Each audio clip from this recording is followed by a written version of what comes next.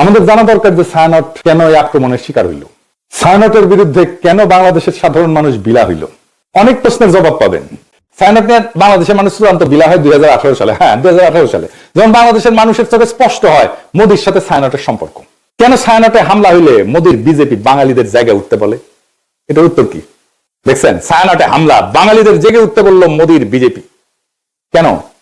কারণটা হইতেছে 2018 সালে ভারত সরকারের পুরস্কার পায় ছায়ানট। স্বয়ং মোদী অভিনন্দন জানায়।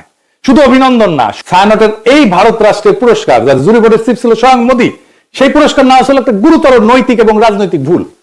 এটা কোনো ভারত বিরোধী আবেগ না, এটা রাষ্ট্রীয় সহিংসতা, জনগণের স্মৃতি এবং সাংস্কৃতিক প্রতিষ্ঠানের নৈতিক সীমা, এই তিনটার সংঘাত।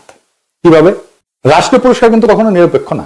রাষ্ট্রীয় পুরস্কার মানে এই প্রতিষ্ঠান আমাদের রাষ্ট্রের নৈতিক এবং সাংস্কৃতিক বয়ানের অংশ।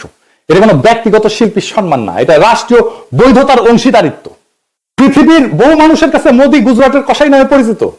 এটা রাজনৈতিক গালি না, এটা একটা নৈতিক অভিযোগের একটা প্রতীকী নাম। বাংলাদেশে মোদী অসম্ভব ঘৃণার পাত্র। বাংলাদেশে মোদী বিরোধিতা কোনো বিমুক্ত বিষয় না, বাস্তব ঘটনা। 2021 সালে মোদী বাংলাদেশের সফরের বিরুদ্ধে ব্যাপক গণপ্রতিরোধ হয়, পুলিশের গুলিতে সংঘর্ষে বহু মানুষ মারা যায়, শহীদ হয়।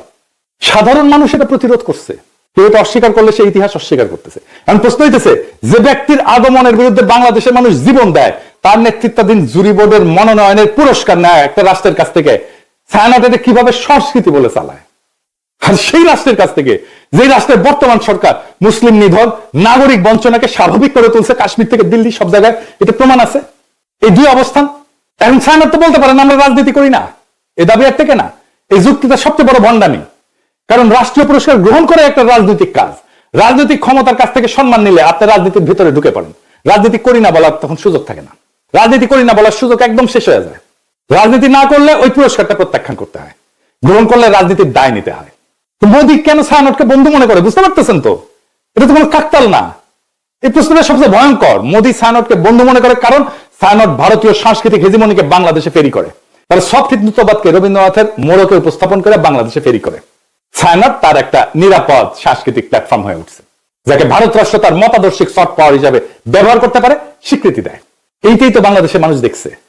তো ছায়ানট কি করতে পারতো? পুরস্কার প্রত্যাখ্যান করতে পারতো। ইতিহাসে অসংখ্য উদাহরণ আছে যেখানে পুরস্কার গ্রহণ না করাই নৈতিক অবস্থান হয়ে ওঠে, প্রত্যাখ্যানী প্রতিষ্ঠানকে সম্মানিত করে।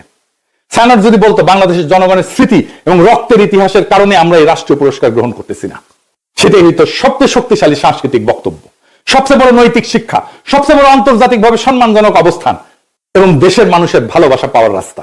আপনি বাংলাদেশে কাজ করেন, মোদী কেন আপনাদের বাহবা দেয়? কেন দেয়? এই প্রশ্নের জবাব দিতে হবে না? বাংলাদেশের মানুষের সাথে আপনার কন্ট্রাক্টটা কি? সোশ্যাল কন্ট্রাক্ট কি? আপনি সমাজের রাষ্ট্রে কি অবদান রাখছেন, একটা প্রতিষ্ঠান করছেন, বাংলাদেশের সাথে আপনার কন্ট্রাক্টটা কি? বাঙ্গু সুশীলদের সফট হিন্দুত্ববাদের দীক্ষা দিচ্ছেন, আর যে রাষ্ট্রের মানুষের মৃত্যুর স্মৃতিতে বাংলাদেশে ঘৃণার প্রতীক, তার হাত থেকে সম্মান নিচ্ছেন। লজ্জা লাগে না?